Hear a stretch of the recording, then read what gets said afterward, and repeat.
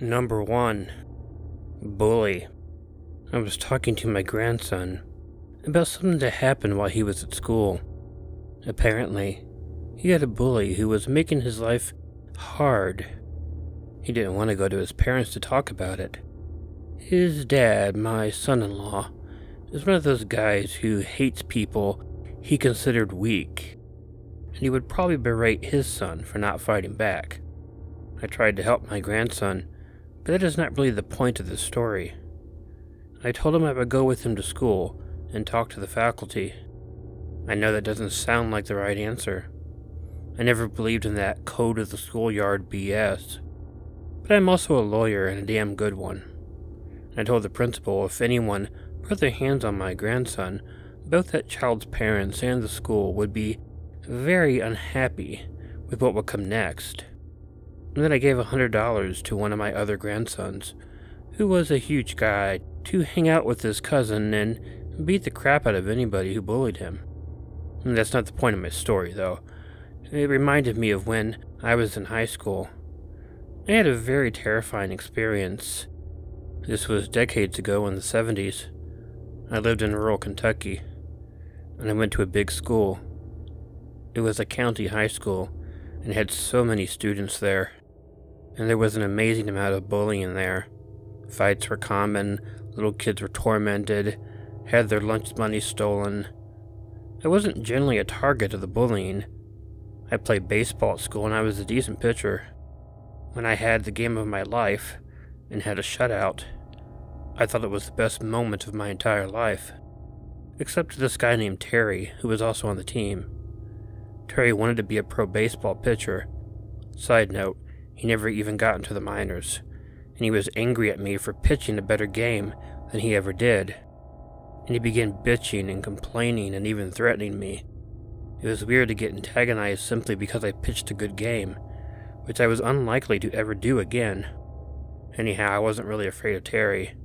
I mean, I could take him in a fight pretty easy, I thought. But he did have friends on the team, big guys, who I knew could beat the crap out of me. Well, what happened was even worse. After practice one day, I was one of the last people going home. I was in the locker room. I was all alone. When I had showered and I was dressing to go home, that is when it happened.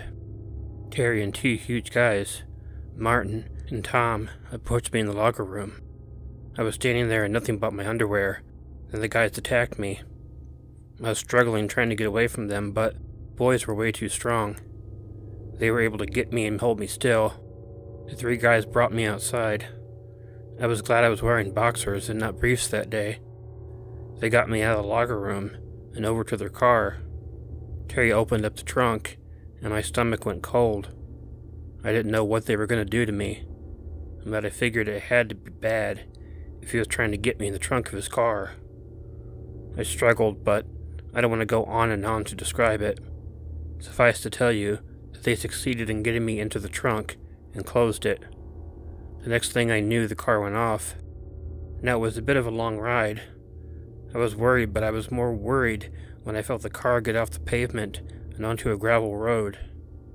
The gravel road gave up, and I was eventually feeling like we weren't on a road at all. Eventually the car stopped, and after a few moments they opened up the trunk and pulled me out. They put something over my head so I couldn't see, and then they dragged me barefoot in nothing but my boxers through the woods. I don't know how far they took me, but they obviously didn't want me to know how to get back.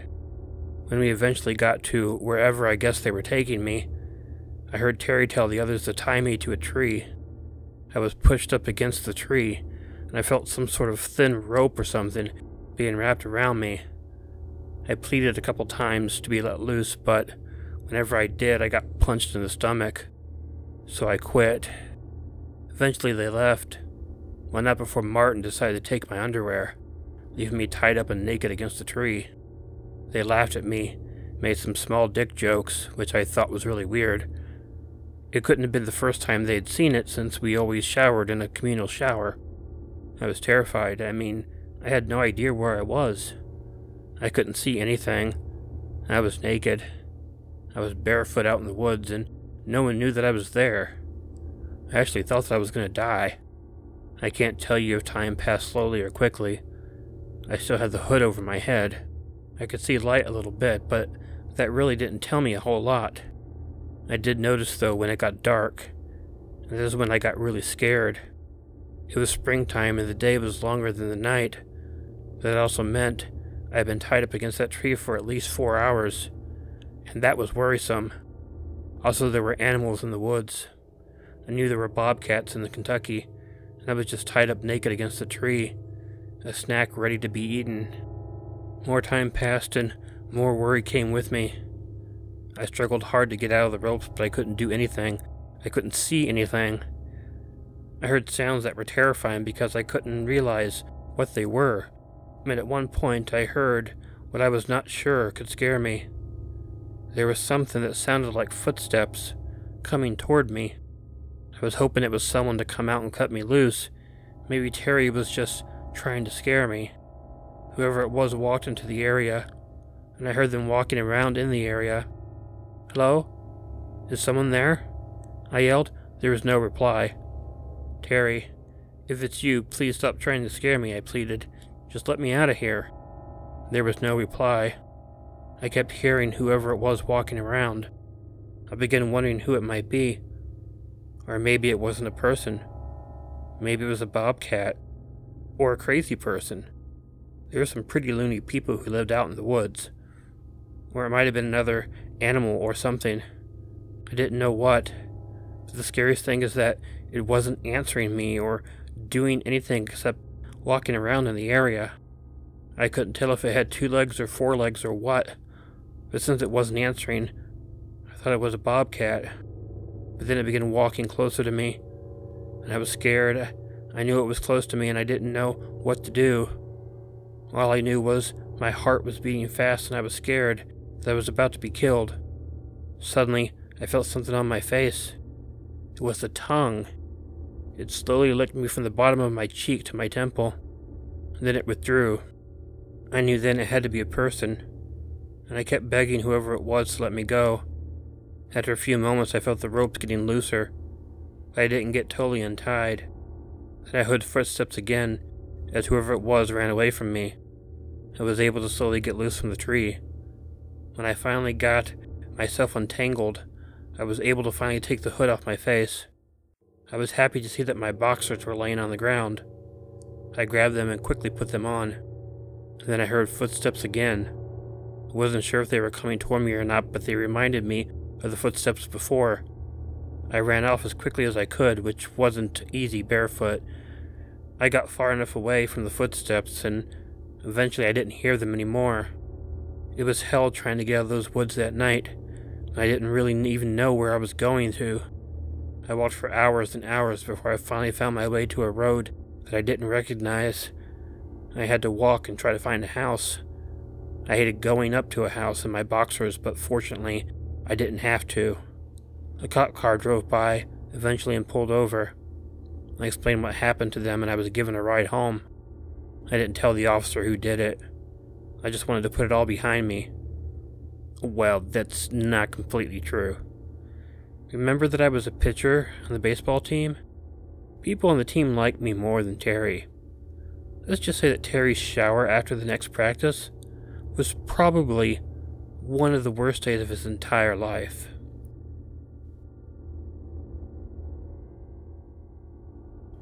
Number 2. Memory. I just recently took a psychology class, and we had a chapter where we learned about memory. My professor told us that memories are not perfect. Even those flashbulb memories that we always think we remember, like what we were doing when we heard about 9/11 and things like that, we think they're perfect, but they're not as perfect as we think they are. That got me thinking of the scary experience that I had when I was a very young kid. I remember it very well, and for my whole life I've assumed that, as bizarre as it is completely true. I can see it like it is happening right now. This happened when I was really young. I was 11 years old. It was around Easter time, and at Easter every year, all of my aunts, uncles, and cousins would go to my grandma's house for the weekend. We didn't do much on Friday or Saturday, though, and my family lived the furthest away, so we didn't get as many chances to be out in the country as our other relatives. There were 9 cousins altogether, and 2 of my uncles were only slightly older than my older brother, who was the oldest of the cousins at 13 years old. The 2 uncles lived there at ages 14 and 15, although they really didn't want to do this because it was something they were all used to doing all the time. All the kids wanted to go hiking in the woods, so my grandma made the 2 of them take us down the holler to a creek. As we walked along the creek, a lot of my cousins tried to catch salamanders and things of that nature. I think one of my cousins actually tried collecting rocks, but I didn't really go into the creek to get anything. I was just hiking. The creek emptied into a pond at one point, and we all just sat on the ground and we played for a while. I heard what I thought was a woodpecker, and I went off in search of it.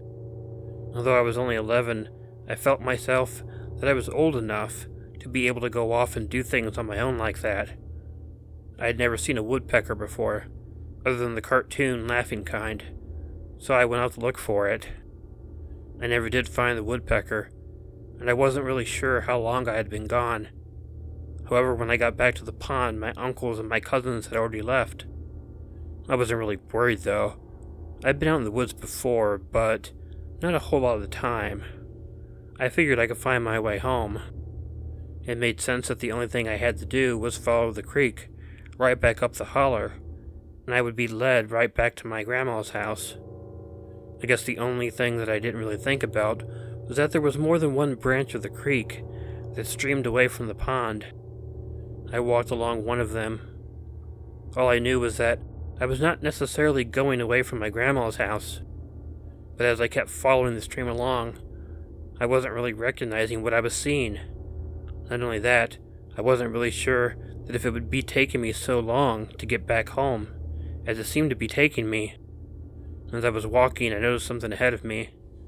There was a figure dressed in a brown coat and brown pants, even though it was not really that cold outside, kneeling down in front of the creek. I wasn't sure what he was doing, but he looked like he was fishing around in the creek with his hand. Had I grown up in the country, I might have been a lot less hesitant about walking up or past the guy. Though living in the city, it made me nervous to try and walk up to him.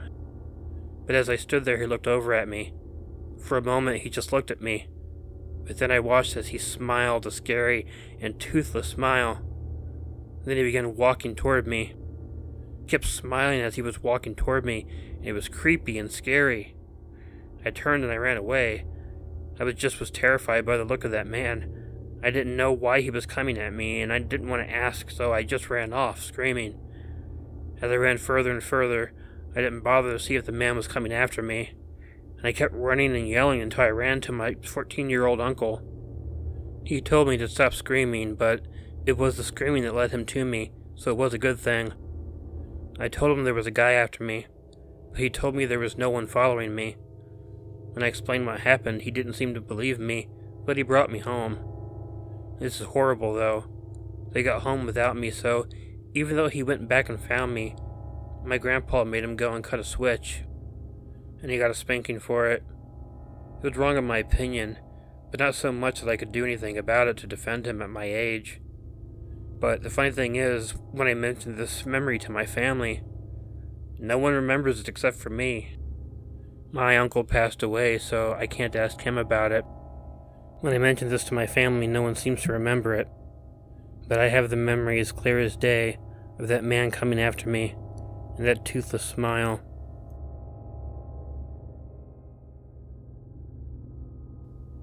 Number 3. Lost. I didn't understand a lot of things growing up. You see, from a very young age, I really cared about education a lot, and in that way, I tended to believe the things that really happened were the things that really were supposed to. Horror movies were full of nothing but nonsense. Action movies were the same. I thought the people were, for the most part, safe and law-abiding in the world. The police would always arrive in time to bail you out, and it was impossible to get lost in the United States. When I was 16 years old, I wanted to go on a hike looking for a place that was a really well-known local legend. Supposedly a man decades beforehand pulled off a robbery and buried his loot out in the hills around the area that I lived in. It was the sort of thing that a whole lot of people had gone out, and they tried to find the treasure. It was reasonably assumed that it never existed to begin with, but that didn't stop a person from occasionally trying to find it. I feel pretty silly looking back on it. I mean, it was just a story. But you know how some young kids think they can find things that don't exist? Or they can believe things that no matter how incredible they might seem. I was not the most prepared either. I just thought if I went out and started looking around, I would eventually find something. I feel pretty stupid even admitting this. Hell, even if there was actually a treasure out there, no one would be able to find it with such a half-assed way of going about it. But for some reason I had the absurd idea that I could find it, despite all of this. I came and went as I pleased when I was younger. My parents were really absent most of the time, which gave me the freedom to do whatever I wanted. While some people may not have enjoyed that, I did. I liked being by myself.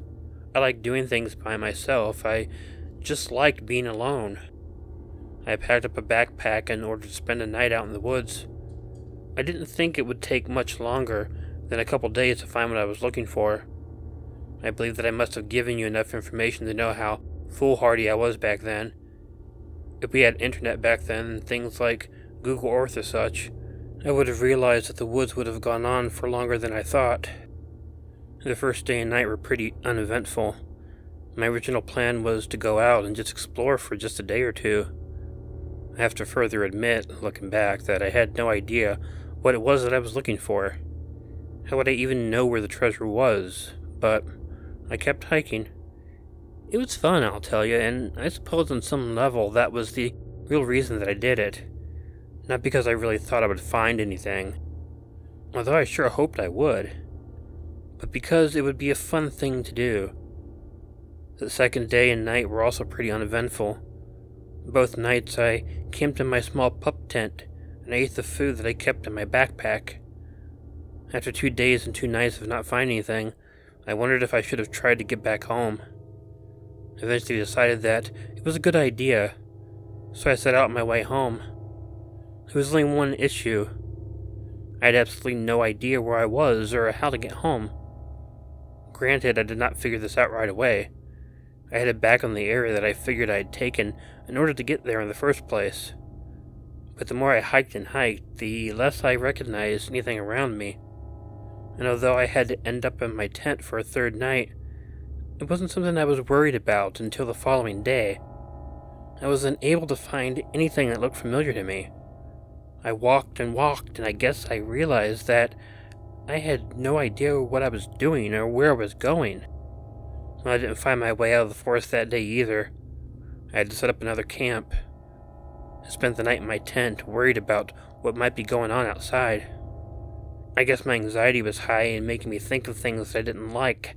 I don't know, but the noises of the night were terrible. The next day pretty much went on like the previous one. I kept walking around, trying to find my way out, and I wasn't able to find anything. I mean, I did find an old building, possibly a barn or a shed, but it was not helpful in any way.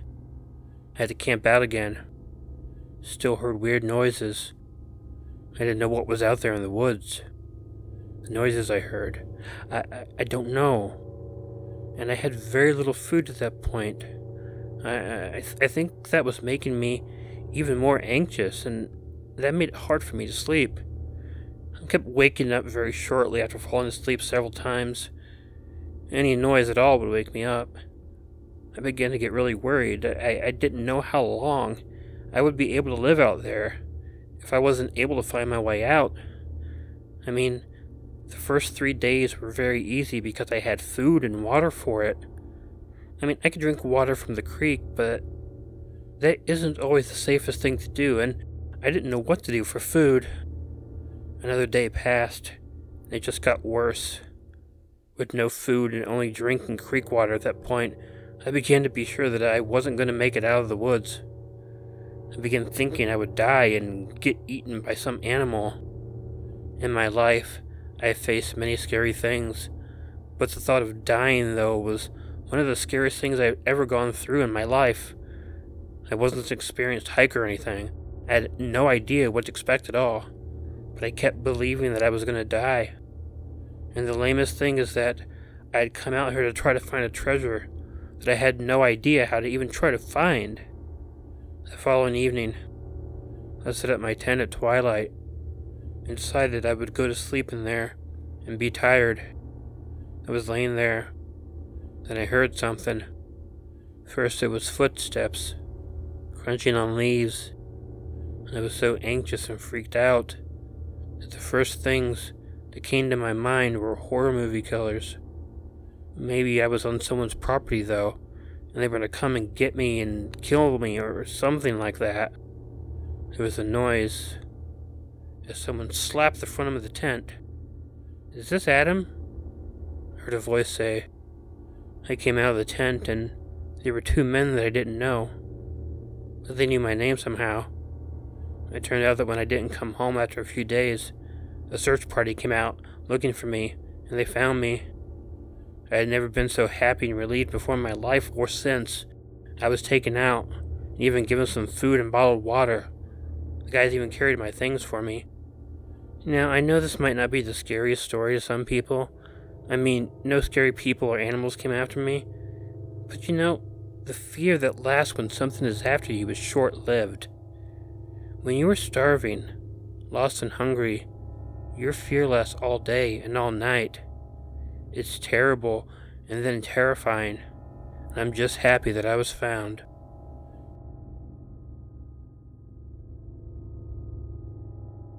Hey y'all, Killer Orange Cat here. If you like this video, please let me know by hitting the like button. If you're not already subscribed to Killer Orange Cat, please feel free to click the subscribe button and bell below, or click the icon of Ichigo the cat that will appear at the end of this closing. Leave me a comment, and share this video with someone you think might enjoy it. If you have an original story you'd like narrated on Killer Orange Cat, please email it to the address included in the description. But most importantly, don't forget to make sure to check in your closet and check under your bed, because you never know where a Killer Orange Cat might be hiding. Good night.